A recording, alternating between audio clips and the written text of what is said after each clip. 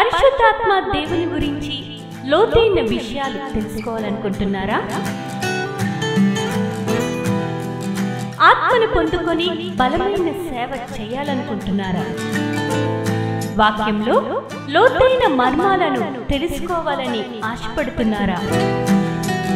రాజమహేంద్రవరం కాటవరం గ్రామంలో దహించు అగ్ని school of డునామిస్ పరిశుద్ధాత్మ పాఠశాల జూలై 7వ తేదీ నుండి ప్రారంభించబడును. ఈ పరిశుద్ధాత్మ పాఠశాలలో దైవజనులు డాక్టర్ థామస్ గారు, డాక్టర్ శివ థామస్ గారు పరిశుద్ధాత్మను గురించి లోతైన విషయాలు మీకు బోధించెదరు. స్త్రీ పురుషులకు ప్రత్యేక వసతి సదుపాయాలు కలవు. రిజిస్ట్రేషన్ ఫీజు 2500 రూపాయలు మాత్రమే. స్థలం దహించు అగ్ని రివైవల్ సెంటర్, కాటవరం, రాజమహేంద్రవరం. మరిన్ని వివరాలకు 9494940072 మరియు 73. విశాఖపట్నంలో దహించు అగ్ని ఆశీర్వాద అభిషేక కూడిక జూలై 12వ తేదీన ఉదయం 9 గంటల నుండి ప్రారంభించబడును. ముఖ్య ప్రసంగికులు డాక్టర్ థామస్ గారు, దహించు అగ్ని మినిస్ట్రీస్, రాజమహేంద్రవరం. స్థలం సుబ్బలక్ష్మి కళ్యాణ మండపం, రైల్వే న్యూ కాలనీ, విశాఖపట్నం. మరిన్ని వివరాలకు 9032227676 మరియు 9032228686.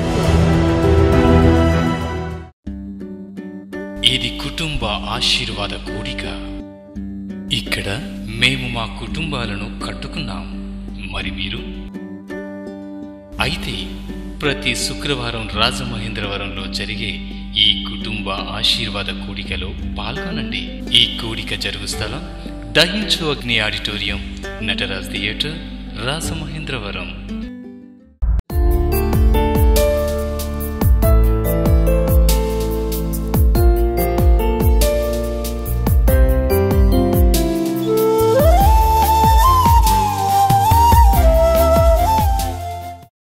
బైబిల్లో అనేక మార్లు రాయబడిన మాట ఏంటంటే, యేసు త్వరగా వస్తున్నాడు. 50వ కీర్తనలో ప్రవచనార్థముగా రాయబడిన వాక్యాన్ని నేను మీకు జ్ఞాపకం చేయాలని చెప్పి ఆశపడుతున్నాను. 50వ కీర్తన చదవండి ఒకసారి. 50వ కీర్తన మొదటి 2 వచనం. దేవాది దేవుడైన యెహోవా ఆజ్ఞ ఇచ్చుచున్నాడు, తూర్పు దిక్కు మొదలుకొని పడమటి దిక్కు వరకు భూనివాసులను రమ్మని ఆయన పిలుచుచున్నాడు. పరిపూర్ణ సౌందర్యము గల సియోనులో నుండి దేవుడు ప్రకాశించుచున్నాడు. మన దేవుడు వెంచేయుచున్నాడు, ఆయన మౌనంగా నుండడు. ఆయన ముందర అగ్ని మండుచున్నది, ఆయన చుట్టూ ప్రచండ వాయువు విసరుచున్నది. ఆయన తన ప్రజలకు న్యాయము తీర్చుటకై బల్యార్పణ చేత నాతో నిబంధన చేసుకొనిన నా భక్తులను నా యొద్దకు సమకూర్చుడని మీది ఆకాశమును భూమిని పిలుచుచున్నాడు. దేవుని బిడ్డలారా, యేసు త్వరగా రాబోతున్నాడు. ఆయన రాకడ సమయం ఆసన్నమైపోతుంది. నేను, మీరు, మనమందరూ సిద్ధపడాలి. మనం సిద్ధపడుతూ అనేక మందిని సిద్ధపరచాలి. మనం గనక సిద్ధపడకపోతే చాలా పెద్ద శోధనను మన లైఫ్లో మనం ఎదుర్కొంటాం. నాతో దేవుడు అనేక మార్లు చెప్పాడు, నా కుమారుడా, ఇదే ఆఖరి తరం, ఈ తరం వారు నన్ను ఎదుర్కోబోతున్నారు, నేను త్వరగా వస్తున్నానని అనేక మార్లు పరిశుద్ధ తండ్రి నాతో మాట్లాడాడు. యేసుక్రీస్తు గురించి పరిశుద్ధ గ్రంథంలో సందేశాలు రాయబడ్డాయి 1800 సార్లు. దీంట్లో ప్రభు రాకడ గురించి 318 సార్లు ప్రభు రాకడ గురించి రాయబడినట్టుగా మనం చూస్తున్నాం. ప్రభు రాకడికి ఎత్తబడాలి. ప్రభు రాకడ ద్వారా పరలోకానికి వెళ్ళాలి అని కోరుకుంటున్నవారు ఏం చేయాలి తెలుసా? ఈ భూమిలో ఉన్న దినాల్లో మీరు ఆశీర్వదించబడి ఉండాలి. ఆశీర్వాదం అనే టికెట్ మీ దగ్గర లేకపోతే మీరు పరలోకం లోపలకు వెళ్ళరు. ఇది నేను చెప్పట్లేదు, పరిశుద్ధ గ్రంథంలో రాయబడి ఉంది. మత్తయి సువార్త 25వ అధ్యాయం 34వ వచనం చదువుతాం.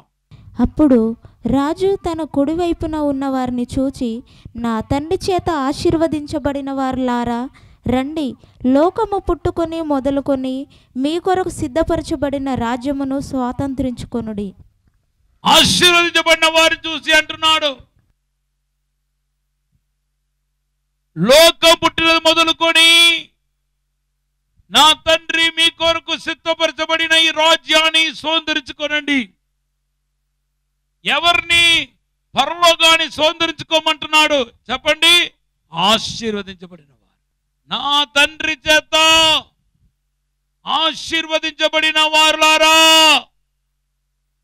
మీరు రండి, లోకం పుట్టినది మొదలుకొని నా తండ్రి చేత సిద్ధపరచబడిన రాజ్యాన్ని స్వతంత్రించుకోనండి. మీరు ఆత్మీయంగా ఆశీర్వదించబడ్డారనే దానికి గుర్తు ఏంటంటే దేవునితో సహవాసం. కనీసం రోజుకు ఒక 2 గంటలైనా ప్రశాంతంగా ప్రార్థన చేయగలిగితే నువ్వు ఆత్మీయంగా ఆశీర్వదించబడే పాటలో నడుస్తున్నావు అర్థం. భూ సంబంధంగా మీరు ఆశీర్వదించబడ్డారనే దానికి రుచి ఏంటి చెప్పనా? మీరు లేమిలో ఉండకూడదు, కరువులో ఉండకూడదు. భూ సంబంధంగా మీరు కలిగి ఉన్న ధననిధి మీకు సరిపోవాలి, ధన సంపద మీకు సరిపోవాలి, ఇతరులకు కూడా సరిపెట్టాలి, ఇతరులకు కూడా ఇచ్చే అంత స్థాయిలో మీరు ఉండాలి. అప్పుడు మీరు భూ సంబంధంగా ఆశీర్వదించబడ్డారు. ధవల సింహాసనం దగ్గర నిలబడిన వారందరూ చూసి ప్రభు ఏమంటున్నాడు? ఆశీర్వదించబడిన వారు ఎవరు తెలుసా? ఆకలితో వచ్చినప్పుడు నాకు ఆహారం పెట్టిన వాళ్ళు ఎవరో మీలో, నేను వస్త్రహీనుడుగా వచ్చినప్పుడు నాకు వస్త్రం పెట్టిన వాళ్ళు ఎవరో అంటే అందరూ ఒక్కరి ముఖాన్ని ఒకరు చూసుకుంటున్నారంట పరలోకంలో. అప్పుడు కొంచెంమంది అడుగుతున్నారు, ప్రభా మీరు ఎప్పుడు వస్త్రం లేకుండా వచ్చారు? ఎప్పుడు ఆకలితో వచ్చారు? అప్పుడు యేసు అంటున్నాడు, అల్పుడైన వారికి. అల్పులు అంటే ఎవరంటే బీదవాళ్ళు, ఏమి లేని వాళ్ళు, కట్టుకోవటానికి బట్టలు కానీ తినటానికి తిండి కానీ లేని దౌర్భాగ్య స్థితిలో దయనీయ పరిస్థితిలో ఎవరైతే ఉన్నారో వారిని చూసి అంటున్నారు, ఈ అల్పులైన వారికి ఏదైతే చేశారో అది నాకే చేశారు. దీన్ని ఆధారంగా చేసుకొని, ఈ 2 కార్యాలు ఆధారంగా చేసుకొని ఎంతమంది మీరు ఆత్మీయంగా ఆశీర్వదించబడ్డారు, ఎంతమంది భూ సంబంధంగా ఆశీర్వదించబడ్డారు? ఇతరులకు ఇచ్చే అంత ఆర్థిక వనరులు ఎంతమంది దగ్గర ఉన్నాయి? ఇతరులకు పంచిపెట్టేంత స్థాయి ఎంతమందికి ఉన్నాయి? దేవుడికి 2 కళ్ళు ఉన్నాయి. ఒక కళ్ళేమో బీదవాళ్ళైతే మరొక కళ్ళు సేవకులు. మీలో ఎంతమంది దశమ భాగాలు క్రమంగా ఇస్తున్నారు? ఎంతమంది బీదలకు పంచిపెడుతున్నారు? ఆశీర్వదించబడిన గుంపులో ఉన్నావా, లేకపోతే శపించబడిన గుంపులో ఉన్నావా? నువ్వు ఆశీర్వదించబడిన గుంపులో ఉంటే సంతోషం, నువ్వు శపించబడిన గుంపులో ఉంటే దేవుని బిడ్డ నువ్వు పరలోక రాజ్యాన్ని పోగొట్టుకుంటావు, నిత్య జీవానికి వారసుడు కాలేవు. పరిశుద్ధాత్మ తండ్రి ఈరోజు నీతో మాట్లాడుతున్నాడు. నీలో ఎంతో మంది ఆత్మీయంగాను భూ సంబంధంగాను ఆశీర్వదించబడిన వాళ్ళు. బైబిల్లో మొట్టమొదటిగా ఆశీర్వదించబడిన వ్యక్తి ఆదాము. ఆదికాండం 1వ అధ్యాయం 26, 28 చదివితే ఆదామును దేవుడు తన పోలిక చొప్పున తన రూపం చొప్పున సృష్టించి ఆయన్ని ఆశీర్వదించాడట. ఆదాము ఆశీర్వదించబడటానికి గల కారణం దేవుని యొక్క పోలిక, దేవుని యొక్క రూపం అని మనకు అర్థమవుతుంది. తర్వాత నోవాహును దేవుడు ఆశీర్వదించాడట. ఆదికాండం 9వ అధ్యాయం 1వ వచనంలో బైబిల్లో రాయబడి ఉంది, నోవాహును దేవుడు ఆశీర్వదించాడంట. కారణం ఏంటి తెలుసా? నోవాహు కృప పొందిన వాడై దేవునితో నడిచాడు. నోవాహు తర్వాత ఆశీర్వదించబడిన వాడు ఎవరు తెలుసా? అబ్రహాం. అబ్రహాముకు దేవుడు ఇచ్చిన వాగ్దానాన్ని ఒకసారి మీకు జ్ఞాపకం చేసి ఇంకా కొన్ని మాటలు మీకు చెప్పాలని ఆశపడుతున్నాను. ఆదికాండం 12వ అధ్యాయం 1-4 వచనాలు చదువుతాం. యెహోవా, నీవు లేచి నీ దేశము నుండి నీ బంధువుల యొద్ద నుండి నీ తండ్రి ఇంటి నుండి బయలుదేరి నేను నీకు చూపించు దేశమునకు వెళ్ళుము. నిన్ను గొప్ప జనముగా చేసి నిన్ను ఆశీర్వదించి నీ నామమును గొప్ప చేయుదును. నీవు ఆశీర్వాదముగా నుందువు. నిన్ను ఆశీర్వదించు వారిని ఆశీర్వదించెదను, నిన్ను దూషించు వారిని శపించెదను. భూమి యొక్క సమస్త వంశములు నీ యందు ఆశీర్వదించబడునని అబ్రాముతో అనగా, అబ్రహామును దేవుడు ఆశీర్వదించాడు. అబ్రహాం ఆశీర్వాదానికి కారణం ఏంటి తెలుసా? తన నివాసం ఉన్న దేశాన్ని, జనాంగాన్ని, విగ్రహారాధన జనాంగాన్ని విడిచిపెట్టమంటే విడిచిపెట్టేశాడు. దేవుడు దేన్ని విడిచిపెట్టమంటున్నాడో దాన్ని విడిచిపెట్టాలి. చూడండి, ఆదికాండం 12వ అధ్యాయం 4వ వచనం చదవండి. యెహోవా అతనితో చెప్పిన ప్రకారము అబ్రాము వెళ్ళెను, లోతు అతనితో కూడా వెళ్ళెను. దేవుడు చెప్పినట్లుగా దేనైతే విడిచిపెట్టమన్నాడో దాన్ని విడిచిపెట్టాడు. ఈ విడిచిపెట్టడంలో చాలా ఆశీర్వాదాలు ఉన్నాయి. నీకు నచ్చినా నచ్చకపోయినా, నీకు కష్టమైనా కష్టం లేకపోయినా, నీకు బాధగా అనిపించినా, యేసు కోసం నువ్వు దేనైనా విడిచిపెడితే, యేసు చెప్పి విడిచిపెడితే అది నీకు ఆశీర్వాదం అయిపోతాయి. పాపమని తెలిసే ఏ ఒక్క కార్యమైనా విడిచిపెట్టాలి. ఎందుకంటే బైబిల్ రాయబడి ఉంది, రోమాపత్రిక 6వ అధ్యాయం 23వ వచనం, యెహెజ్కేలు గ్రంథం 18వ అధ్యాయం 4వ వచనం, పాపానికి వచ్చే జీతం మరణం. కానీ ఇంకా నువ్వు తాగుడు మానకుండా ఉన్నావు. ఎలా క్రైస్తవుడయ్యా? 1 కొరింథీ పత్రిక 3వ అధ్యాయం 16-17 చదువు. మీరు దేవునికి ఆలయం అని మీరు ఎరుగరా? దేవుని మందిరాన్ని ఎవడైనా పాడు చేస్తే దేవుడు అతని పాడు చేస్తాడు. నువ్వు ఇప్పుడైనా తాగుడు విడిచిపెట్టాలా? కొంతమందికి సిగరెట్, కొంతమందికి పాన్ పరాక్, కొంతమందికి బీడి అలవాట్లు, చుట్టు అలవాట్లు, కొంతమందికి పరస్త్రీతో వ్యభిచారం. నువ్వు విడిచిపెడితే దేవునికి ఆశీర్వాదం మొదలైపోతాయి, దేవుని యొక్క కృప మొదలైపోతాయి. పాపం పండేదాకా మనము పర్వాలేదులే అనుకోకూడదు, విడిచిపెట్టాలి. కొంతమందికి చెడు స్నేహాలు, కొంతమంది ఏమో దేవుని విడిచి వెళ్ళిపోయారు, భ్రష్టులు అయిపోయారు, పాపములో పడిపోయారు. కొంతమందికి అబద్ధాలు, నోరు తెరస్తేనే అబద్ధాలు. కొంతమందికి కక్ష, కోపం, క్రోధం. ఇవన్నిటిని విడిచిపెడితే గాని మీ పైన ఆశీర్వాదం రాదు. అపోస్తల కార్యం 3వ అధ్యాయం 26వ వచనం చెప్తుంది, మనందరినీ ఆశీర్వదించడానికి కోసమే యేసుక్రీస్తు ఈ లోకానికి వచ్చాడంట. ప్రియ బిడ్డ, నాలో ఏ పాపం లేదని అనుకోబాకు. మనమందరూ బలహీనమే. నాలో కొన్ని బలహీనత ఉండవచ్చు, మీలో కొన్ని బలహీనత ఉండవచ్చు. కాబట్టి నాలో ఏ పాపం లేదనుకుంటే మనం పొరపాటు చేసిన వాళ్ళు అవుతాం, మనం తప్పు చేసిన వాళ్ళు అవుతాం. అయితే దేవుని సన్నిధిలో కూర్చొని ఎక్కడ నువ్వు బలహీనంగా ఉన్నావో, ఎక్కడ పడిపోతున్నావో, తలంలో, నడవడికలో, చూపులో, మాటలో, క్రియలో ఎక్కడ పడిపోతున్నావో ఆ యొక్క బలహీనతను గుర్తించి విడిచిపెట్టి యేసయ్య దగ్గరికి రావాలి. ప్రభా నన్ను క్షమించండి ప్రభా అని అడగండి. ప్రభా నన్ను పరిశుద్ధపరచండి ప్రభా అని అడగండి. రెండోదండి చెప్పనండి, అబ్రహాం ఆశీర్వాదానికి రెండోది కారణం ఏంటి తెలుసా? బైబిల్ చెప్తుంది, ఆదికాండం 12వ అధ్యాయం 7వ వచనం, యెహోవా అబ్రమునకు ప్రత్యక్షమయ్యి నీ సంతానమునకు ఈ దేశమిచ్చేదనని చెప్పగా అతడు తనకు ప్రత్యక్షమైన యెహోవాకు ఒక బలిపీఠమును కట్టెను.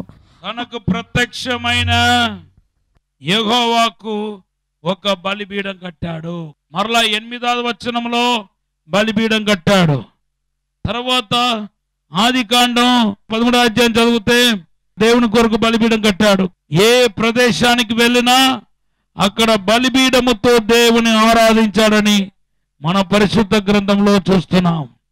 13వ అధ్యాయం 18వ వచనం అక్కడ కూడా యెహోవా తండ్రికి ఏం చేస్తున్నాడంటే బలిపీఠం కడుతున్నాడు.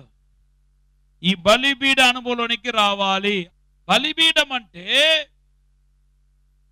3 ప్రాముఖ్యమైన ఆత్మీయ అనుభవాన్ని చూపిస్తున్నాయి. పరిశుద్ధ గ్రంథంలో మోసేతో దేవుడు 3 రకాల బలిపీఠం కట్టమన్నాడు.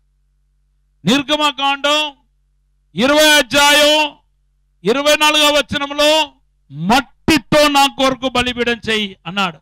రెండవదిగా నిర్గమకాండం 20వ అధ్యాయం 25వ వచనంలో రాళ్లతో బలిపీఠం చేయాలి. మూడవదిగా నిర్గమకాండం 27వ అధ్యాయంలో తుమ్మకర్రతో బలిపీఠం చేసి బంగార రేకులతో పొదిగించాలి. ఇప్పుడు దేవుడు నా దగ్గరకు వచ్చి నా కుమారుడా థామస్ మట్టితో నాకు బలిపీఠం చేయి అంటే నేను ఏం చేయాలంటే మొదటిగా మట్టి కోసం వంగాలి. ఎంత వంగాలి? నేల మట్టుకు వంగాలి.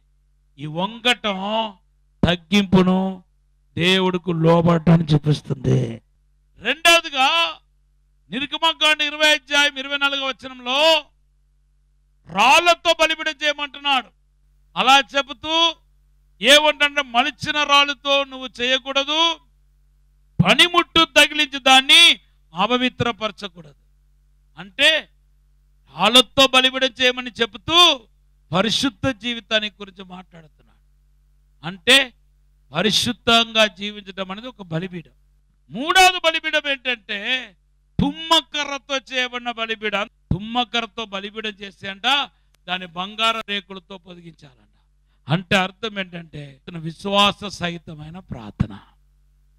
బంగారం అంటే విశ్వాసం, తుమ్మకర్ర అంటే ప్రార్థన, విశ్వాస సహితమైన ప్రార్థన. ఈ 3 అనుభవాలు మీరు కలిగి ఉండాలి. మూడవదిగా అబ్రహాములో కనపడే ఆశీర్వాదానికి గల కారణం ఏంటంటే అబ్రహాము అన్నిటికీ సమాధానపడి వెళ్ళే వ్యక్తి. దేశం, కోపం, అసూయ, ఈర్ష, ఇతరుల్ని క్షమించకుండా ఉండటం, ఇటువంటి అనుభవాలు ఉంటే, ఇటువంటి చేదైన అనుభవాలు ఉంటే నువ్వు ఎప్పుడుకు దీవించబడలేవు. చూడండి, అబ్రహాం కాపర్లకును లోతు కాపర్లకును గొడవ వచ్చింది. లాస్ట్కి అది ఎక్కడి దాకా వెళ్ళిందంటే అబ్రహాముకు లోతుకు మధ్యలో అసమాధానాన్ని, గొడవను పుట్టించింది. ఆదికాండం 13వ అధ్యాయం 7, 8, 9 వచనాలు చూస్తున్నాం. లోతు నాకు అన్యాయం చేస్తాడని కాకుండా లోతుతో అంటున్నాడు, ఇదిగో మన ఇద్దరు సమాధానంగా ఉంటాం, నీకు ఇష్టమైన చోటుకు వెళ్ళిపో, నేను నా ఇష్టమైన చోటుకు వెళ్ళిపోతాను, నీకు ఏది కావాలో ఏ ప్రదేశం కావాలో తీసుకో, నాకు తర్వాత నేను ఏ ప్రదేశం నాకు విడిచిపెట్టావో అది నేను చూసుకుంటానని సమాధానంగా మాట్లాడుతున్నాను. ఈరోజు ప్రభు ఏమంటాడు తెలుసా? మత్తయి సువార్త 5వ అధ్యాయం 24వ వచనంలో నాకు కానుకలు సమర్పించడానికి ముందు మొదటిగా నువ్వు వెళ్ళి ఏం చేయాలంటే నీ సహోదరునితో గొడవ ఉంటే సమాధానపడి రా అంటున్నాడు. ఈరోజు భార్యాభర్తల మధ్యలో గొడవ, పక్కింటి వాళ్ళ మధ్యలో గొడవ, సమాధానం లేదు. ఇతరుల గురించి మన చెడ్డగా మాట్లాడుతున్నాం. ఒకానొకప్పుడు లోతు ఏమైపోయాడంటే ఒక శత్రుల చేతిలో దాసుడైపోయాడు. అబ్రహాం క్షమించాడు కాబట్టి ఆ లోతును విడిపించడానికి తన వెంట 350 మంది తీసుకెళ్లి విడిపించి తీసుకొస్తున్నాడు. అంటే లోపల కస్స, కోపం, కక్ష, ఈర్ష ఇవన్నీ లోపల మనం పెట్టుకొని ప్రభును ఆరాధించలేము, ఆశ్రయించలేము. మనల్ని ప్రభు క్షమిస్తున్నాడు కాబట్టి మనం కూడా ఏం చేయాలి? ఇతరుల్ని క్షమించాలా. 4వది యాకోబు పత్రిక 2వ అధ్యాయం 23వ వచనం. కాబట్టి అబ్రహాము దేవుని నమ్మెను, అది అతనికి నీతిగా ఎంచబడెను, అనులేఖనము నెరవేర్చబడెను, మరియు దేవుని స్నేహితుడని అతనికి పేరు కలిగెను. 4వదిగా దేవుడికి స్నేహితుడు అయిపోవాలి. మనము ఎప్పుడు మనం స్నేహితులు అవుతాం తెలుసా? ఆయన ఆజ్ఞలను శ్రద్ధగా విని ఆయన మాటకు లోబడినప్పుడే స్నేహితులు కాగలుగుతాం. ఈరోజు నువ్వు ప్రభుకు స్నేహితుడుగా ఉన్నావా, శత్రుగా ఉన్నావా అనే విషయాన్ని ఈరోజు పరీక్షించుకోండి. చూడండి, యోహాను సువార్త 15వ అధ్యాయం 15వ వచనం 11వ వచనం. దాసుడు తన యజమానుడు చేయు దానిని ఎరుగడు గనుక ఇక మిమ్మును దాసులని పిలువక స్నేహితులని పిలుచుచున్నాను. ఎందుకనగా నేను నా తండ్రి వలన వినిన సంగతులన్నిటినీ మీకు తెలియజేసి తిని, మీరు నన్ను ఏర్పరచుకొనలేదు. మీరు నా పేరట తండ్రిని ఏమి అడుగుదురో అది ఆయన మీకును అనుగ్రహించినట్లు మీరు వెళ్ళి ఫలించుటకును మీ ఫలము నిలిచియుండుటకును నేను మిమ్మల్ని ఏర్పరచుకొని ఎవరు దేవునికి స్నేహితులు అవుతారంటే దేవుని చేత ఎన్నుకోబడి అధికముగా ఫలించేవారు. నువ్వు ఫలభరితమైన వ్యక్తిగా ఉండాలా, అనేకులకు ఫలం ఇచ్చే చెట్టుగా ఉండాలా, అప్పుడే దేవుడిని ఆశీర్వదించగలుగుతాడు. 5వది ఏంటి తెలుసా? ఆదికాండం 12వ అధ్యాయం 4వ వచనం చదువుతాం. యెహోవా అతనితో చెప్పిన ప్రకారము అబ్రాము వెళ్ళెను, లోతు అతనితో కూడా వెళ్ళెను. దేవుడు చెప్పినట్లు చేయటం, అప్పుడే ఆశీర్వాదం వస్తాయి.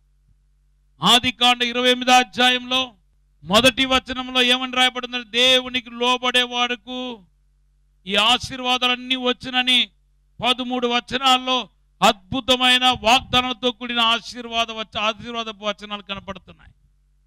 మీరు దేవునికి లోబడేవారుగా ఉండాలి. ఎంతమంది బాప్టిజానికి లోబడకుండా ఉన్నారు? ఎంతమంది సేవకి సమర్పించుకోమని ఎన్నిసార్లు దేవుడు చెప్పినా లోబడట్లేదు?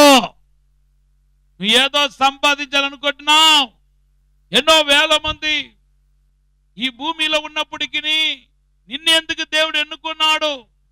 నువ్వు ఎందుకు దేవుని సేవకి సమర్పించకుండా ఉన్నావు? ఎందుకు ఇంకా ఆలస్యం చేస్తున్నావు? దేవుడు నిన్ను పోషించలేడా? నీ కుటుంబాన్ని పోషించలేడా? దేవునికి నువ్వు లోబడే వ్యక్తి అయినా దేవుడికి లోబడుతున్నావా?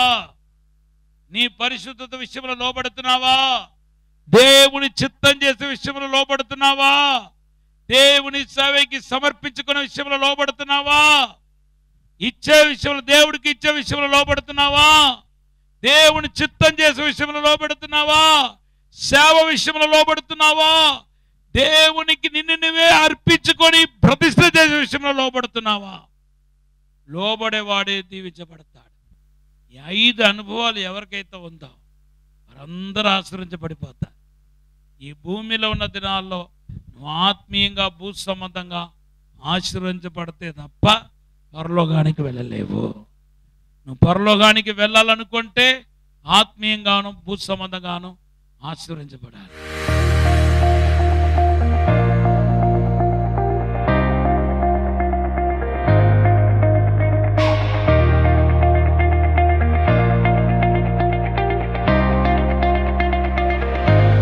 పరిశుద్ధము నమ్మకమైన పరలోక తండ్రి,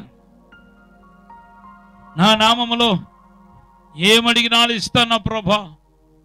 ఇప్పుడే ప్రతి ఒక్కరిని కడగండి, పరిశుద్ధపరచండి. నీ అద్భుతాలు, ఆశ్చర్యకాలు, మహత్కార్యాలు జరిగించండి, అభిషేకించండి ప్రభా. రెట్టింపు ఆత్మ 200 అభిషేకం దయచేయండి ప్రభా. నీ ప్రసరణ చేత నింపండి ప్రభా. మాలో ఒక కదలిక దయచేయండి. ఆత్మీయతలో చాలా మంది చల్లారిపోయి ఉన్నారు, నిలువెచ్చని స్థితిలో ఉన్నారు. కొద్దిగా సేపు కూడా ప్రార్థన చేయలేని దౌర్భాగ్య స్థితిలో ఉన్నారు. అయ్యా, ప్రార్థన ఆత్మను కుమరించండి, ప్రార్థన శక్తిని కుమరించండి ప్రభా. ఇప్పుడే తాకండి, అభిషేకించండి, బలపరచండి ప్రభా. 2 పాలు ఆత్మ దయచేయమని, తాకుమని దీవించి ఆశీర్వదించమని, శుద్ధీకరణ దయచేయండి. నీకు లోబడి ముందుకు సాగే కృప దయచేయమని యేసు నామములో అడిగి వేడుకుంటున్నాము తండ్రి, ఆమేన్. పరిశుద్ధాత్మ దేవుని గురించి లోతైన విషయాలు తెలుసుకోవాలనుకుంటున్నారా? ఆత్మను పొందుకొని బలమైన సేవ చేయాలనుకుంటున్నారా? వాక్యంలో లోతైన మర్మాలను తెలుసుకోవాలని ఆశపడుతున్నారా? రాజమహేంద్రవరం కాటవరం గ్రామంలో దహించు అగ్ని స్కూల్ ఆఫ్ డునామిస్ పరిశుద్ధాత్మ పాఠశాల జూలై 7వ తేదీ నుండి ప్రారంభించబడును. ఈ పరిశుద్ధాత్మ పాఠశాలలో దైవజనులు డాక్టర్ థామస్ గారు, డాక్టర్ షీబా థామస్ గారు పరిశుద్ధాత్మను గురించి లోతైన విషయాలు మీకు బోధించెదరు. స్త్రీ పురుషులకు ప్రత్యేక వసతి సదుపాయాలు కలవు. రిజిస్ట్రేషన్ ఫీజు 2500 రూపాయలు మాత్రమే. స్థలం దహించు అగ్ని రివైవల్ సెంటర్, కాటవరం, రాజమహేంద్రవరం. మరిన్ని వివరాలకు 9494940072 మరియు 73. విశాఖపట్నంలో దహించు అగ్ని ఆశీర్వాద అభిషేక కూడిక జూలై 12వ తేదీన ఉదయం 9 గంటల నుండి ప్రారంభించబడును. ముఖ్య ప్రసంగికులు డాక్టర్ థామస్ గారు, దహించు అగ్ని మినిస్ట్రీస్ రాజమహేంద్రవరం. స్థలం సుబ్బలక్ష్మి కళ్యాణ మండపం, రైల్వే న్యూ కాలనీ, విశాఖపట్నం. మరిన్ని వివరాలకు 9032227676 మరియు 9032228686. ఇది కుటుంబ ఆశీర్వాద కూడిక. ఇక్కడ మేము మా కుటుంబాలను కట్టుకున్నాం. మరి మీరు? అయితే ప్రతి శుక్రవారం రాజమహేంద్రవరంలో జరిగే ఈ కుటుంబ ఆశీర్వాద కూడికలో పాల్గొనండి. ఈ కూడిక జరుగు స్థలం దహించు అగ్ని ఆడిటోరియం, నటరాజ్ థియేటర్, రాజమహేంద్రవరం. సికింద్రాబాద్ లో దహించు అగ్ని అద్భుత అసాధారణ కూడిక ప్రతి శనివారం సాయంత్రం 5 గంటల నుండి ప్రారంభించబడును. స్థలం SPG church ground, alpha hotel వెనుక, సికింద్రాబాద్. మరిన్ని వివరాలకు 9494940074 మరియు 75. రాజమహేంద్రవరం దహించు అగ్నిలో ఇప్పుడు 2 ఆదివారపు ఆరాధనలు. మొదటి ఆరాధన ఉదయం 7:30 నుండి 10 గంటల వరకు మరియు రెండవ ఆరాధన ఉదయం 10:30 నుండి మధ్యాహ్నం 1 గంట వరకు. తప్పక పాలు పొందండి, దైవిక ఆశీర్వాదం పొందండి. స్థలం దహించు అగ్ని ఆడిటోరియం, గోకవరం బస్టాండ్ దగ్గర, రాజమహేంద్రవరం. మీ ప్రార్థన అవసరతలకు 9494940072 మరియు 73. ఈ టీవీ కార్యక్రమాన్ని చూసి ఆశీర్వదించబడినట్లయితే దహించు అగ్ని టీవీ పరిచర్యకు మరియు బ్లెస్సింగ్ ల్యాండ్ కు సహకరించండి. Dahinchu Agni trust current account number 357222444370, State Bank of India main branch, Rajamahendravaram.